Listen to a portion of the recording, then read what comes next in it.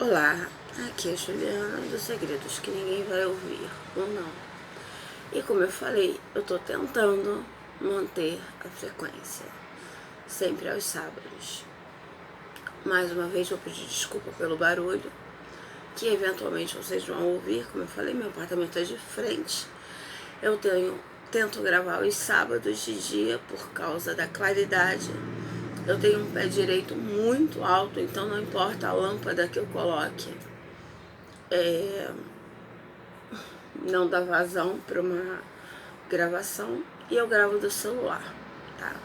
Até porque, como desde o comecinho eu falo, aqui é um diário para mim.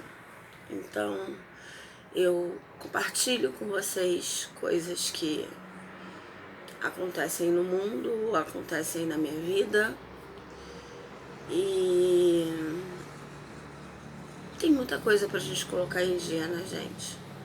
Eu fiquei até pensando por onde começar. Tem aqui uma listinha de coisas que eu quero falar. Temos uma moto passando, por exemplo, agora. E eu até pensei em deixar pra gravar amanhã, porque hoje é dia 8 de outubro.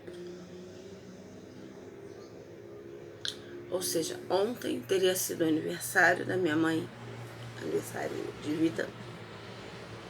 Ela teria completado 73 anos, se viva estivesse.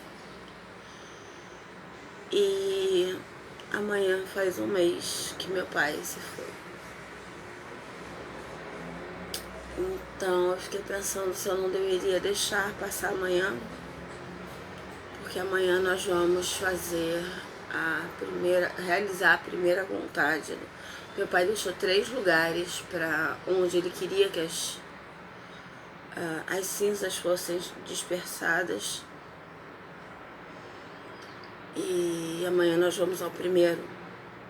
E eu não sei qual é apesar de todo estudo que eu tenho, e saber que fosse durante o velório, fosse só o invólucro do corpo, ali são as cinzas, né? E a própria religião católica onde eu fui criada, a gente sempre cresce ouvindo que do pó a gente veio e pro pó a gente volta. Então a cremação nada mais é do que acelerar esse processo de voltar ao pó.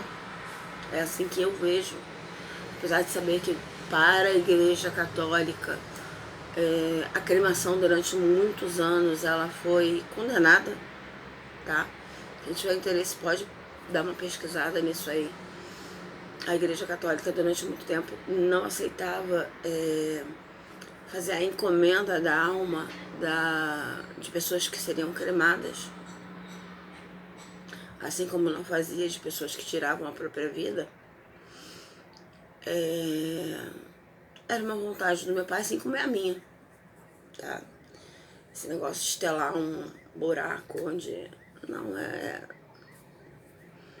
Joga lá, de preferência num lugar natural, onde vai servir de adubo, enfim, cada um tem sua escolha. Tem seu lugar preferido no país, no mundo. E amanhã a gente vai fazer. Não sei se vai ter algum tipo de emoção. É claro que não é só chegar lá e ir. Tem sim toda uma emoção envolvida. Todo mundo vai querer dizer alguma coisa. E eu nunca fiz isso na minha vida. Então eu meio que pensei em deixar pra gravar amanhã, quando eu voltasse. Mas eu acho que essa expectativa também faz parte. Tá, então sobre o que você vai falar hoje?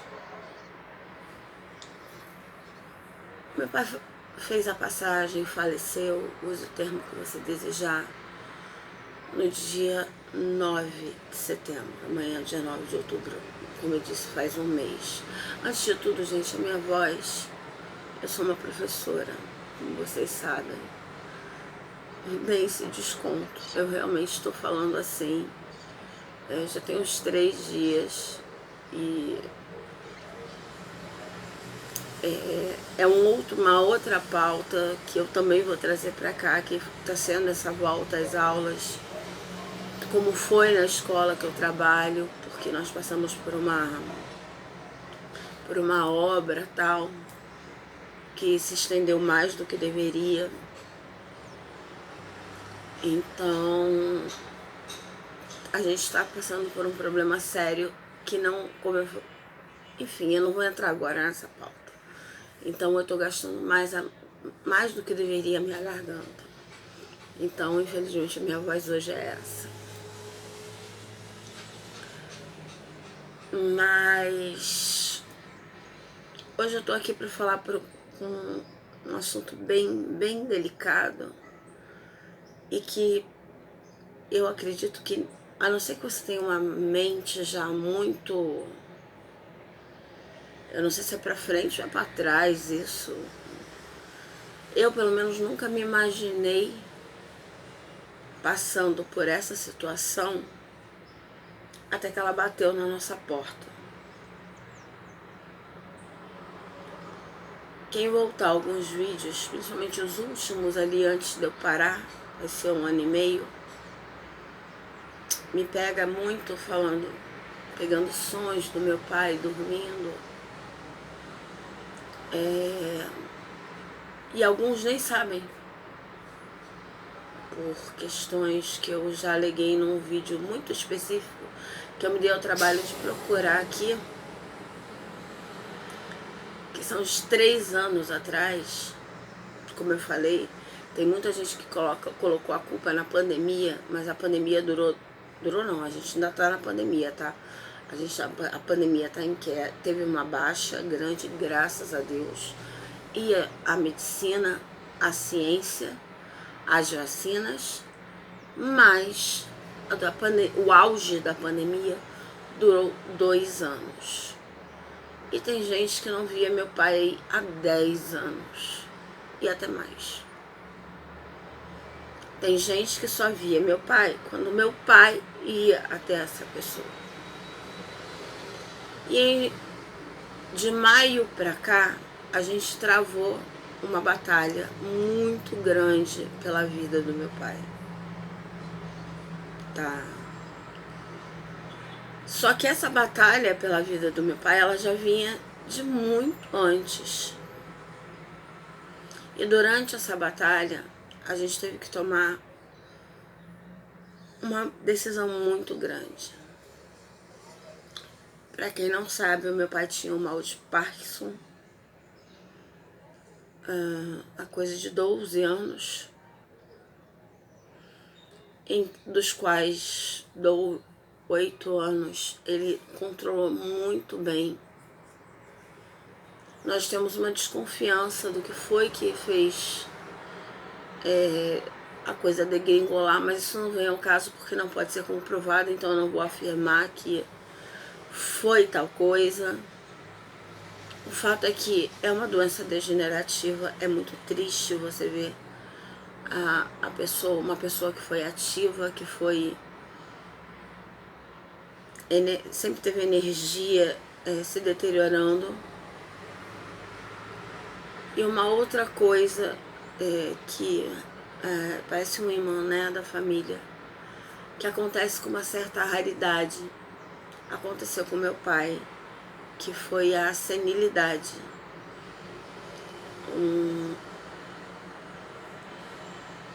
Partir para um dos graus de demência que a gente não conseguiu nem mesmo identificar, como a própria neuro explicou. Existem 12 graus de demência. As pessoas tendem a taxar tudo como Alzheimer, mas nem sempre é Alzheimer. Como ela falou, existe um leque de 12 níveis. E o do meu pai não era Alzheimer. Ele esquecia muito as coisas, ele começou a tomar atitudes meio, vamos usar um termo da moda, meio fora da casinha. E nós, filhos, a gente sempre acha que não importa o que está acontecendo, que estar sobre a nossa proteção, estar sobre os nossos cuidados é o melhor caminho. Mas quando uma neuro, um psiquiatra e um fisioterapeuta que estão com ele há mais de 10 anos olha para você e diz: procurem uma ajuda profissional. Procurem um local onde ele possa ser assistido 24 horas. Isso porque meu pai já tinha uma acompanhante, ele já não ficava 24 horas sozinho. Nós nos revezávamos para dormir com ele, como vocês podem verificar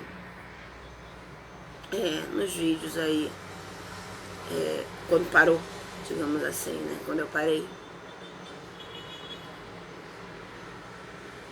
Nós tomamos a decisão de atender, principalmente depois de um evento no Réveillon de 21 para 22, que é o ano corrente agora, né? Que era procurar uma casa de repouso. Gente, de tudo que a gente passou. Claro que a perda dele depois foi muito maior. Mas dentro do quadro da doença dele, eu não me lembro de ter tomado uma decisão tão difícil. Porque você olha e diz, não,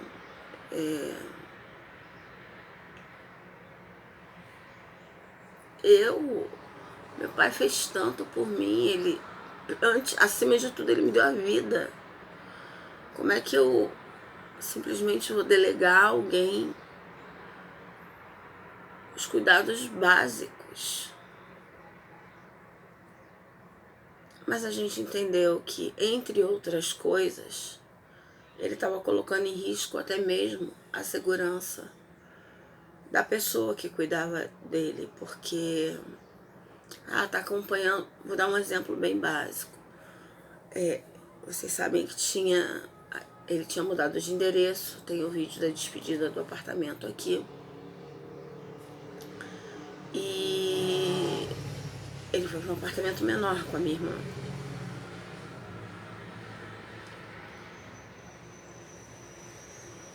E vai ao médico. Mas ele morou 30 e tantos anos naquele apartamento que ele comprou em 1984. E aí ele tá lá com essa cuidadora dentro do carro de um motorista de aplicativo.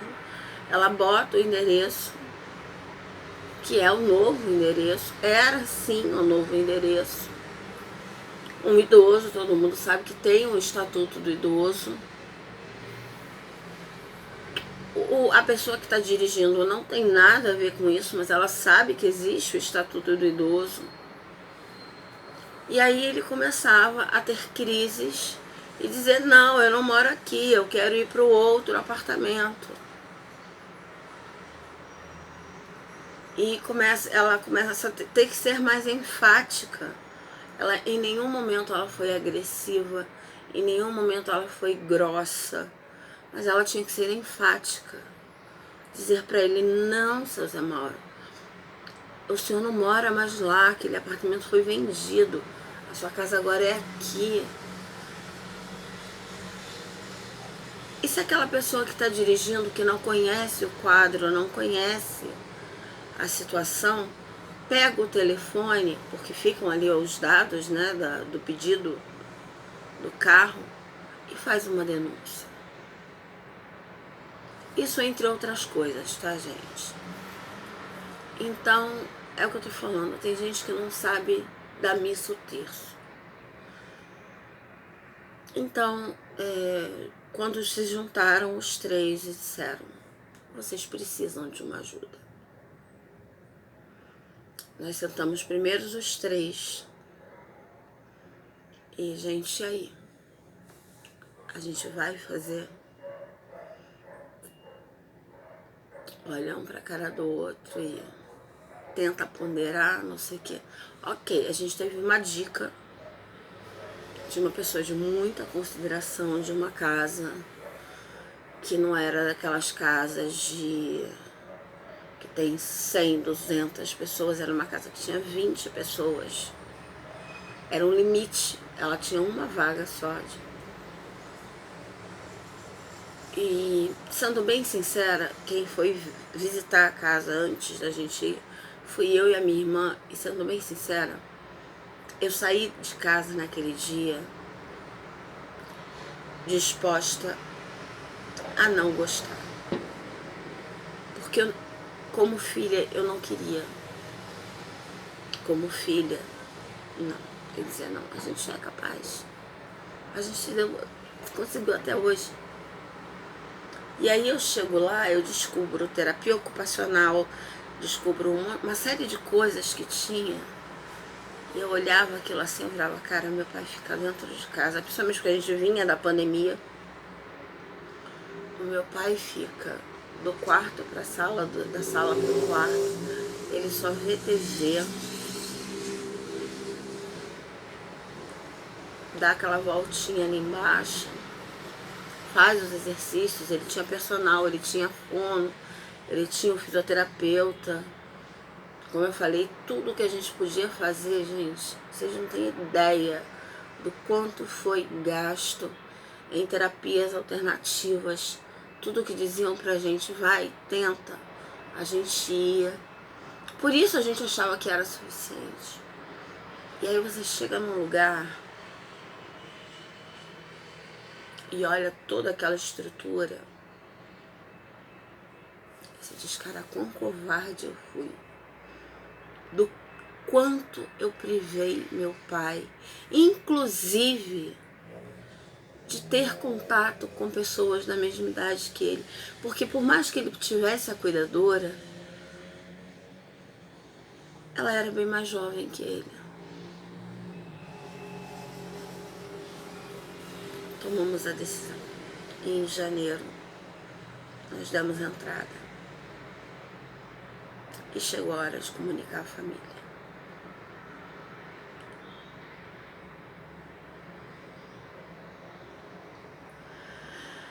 Se vocês tivessem noção, teve muita gente, e eu sou muito grata a essas pessoas, porque isso, junto com a nossa fé, foi o que nos sustentou.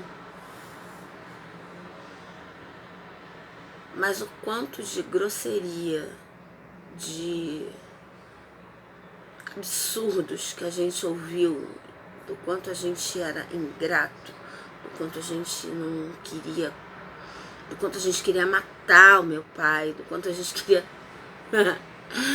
do quanto a gente queria o dinheiro do meu pai. Coitado do meu pai, afogado em dívida, fazendo empréstimo atrás de empréstimo para poder cuidar da própria saúde.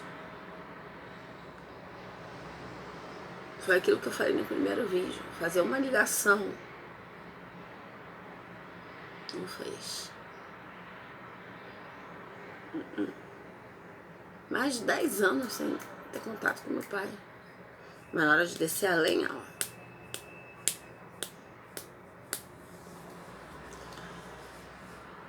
E a gente aguentou, porque a gente aguentou junto. Nós aguentamos porque nós estávamos os três juntos, de mãos dadas. E tivemos o apoio de muita gente. Não é uma decisão fácil. Estávamos ainda em situações de pandemia, então a casa, por ser ser oficial, tinha que seguir os padrões da Anvisa. Então só os filhos podiam visitar, e tinha que ser um por vez. E como eram 20 pessoas na casa, não dava para ir um todo dia.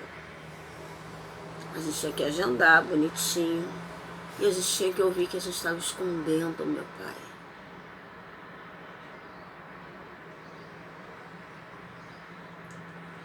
Mas Juliana, por que você está trazendo isso agora? Por que você não falou na época? Ou pior, por que você está expondo isso agora? Eu não estou expondo. Expondo eu estaria se estivesse dando nomes. Eu não vou dar nome não, porque eu não vou dar palanque. A questão é a seguinte, gente. Pra gente não foi fácil. Escolher, mesmo com toda a estrutura. A primeira vez que eles mandaram uma foto do meu pai, que há 5, 6 anos tinha parado de ler, com um livretinho, lendo, eu tava na rua. Porque sim, eles tinham um grupo de WhatsApp que eles montavam com os filhos e mandavam vídeo, mandavam foto, mandavam todo o suporte. No começo, para o meu pai poder ver, a gente fazia um vídeo, chamadas. A gente não escolheu qualquer lugar. Mas a gente ouviu muita besteira. E foram eles que conseguiram, em maio, detectar os primeiros mal-estares do meu pai. E de maio a setembro, ele resistiu bravamente. Entrou e saiu de hospital até perder a batalha. E eu vou voltar ao que eu falei, mas por que você está trazendo isso agora? Por que você está expondo isso agora?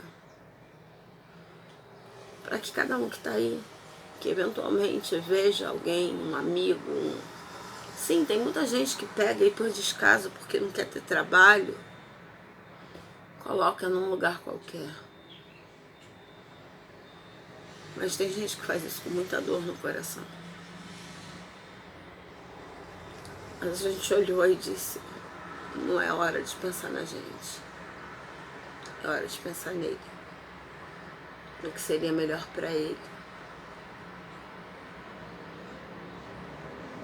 E foram 9 meses de dignidade que ele teve. Mesmo que doesse na gente, porque nesse meio tempo ninguém se preocupou se a gente estava bem, não tá. Quer dizer, ninguém é modo de dizer, tá, gente? Eu sou muito grata às pessoas que ficaram do nosso lado, que compreenderam o que estava acontecendo.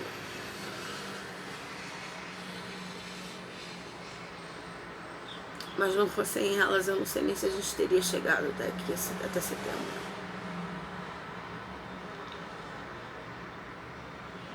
E não, eu não tenho... Você não sabe que eu tenho mágoa, rancor? Não. É o que eu falo, me fez mais seletiva. Porque você olha pra essa pessoa e diz, cara, quem é essa pessoa na fila do pão pra me julgar? Vai, filho, vai ser feliz. Não pensa que eu tô aqui guardando mágoa, guardando ressentimento, não. Vai, só vai. Só vai. Mas quando você vir ou ouvir a história de alguém que precisou, que tomou essa decisão, procura saber por trás da história o que realmente está acontecendo. E principalmente procura saber se essa pessoa ou essas pessoas precisam de alguma coisa. Porque às vezes mais do que a pessoa que está indo para o lugar, que está sendo muito bem cuidada, os que estão do lado de fora estão precisando muito mais. Amanhã faz 1 mês que ele partiu. A saudade dói. Mas a tranquilidade de saber que a gente fez tudo o que podia é muito maior. Eu volto. Fiquem com Deus.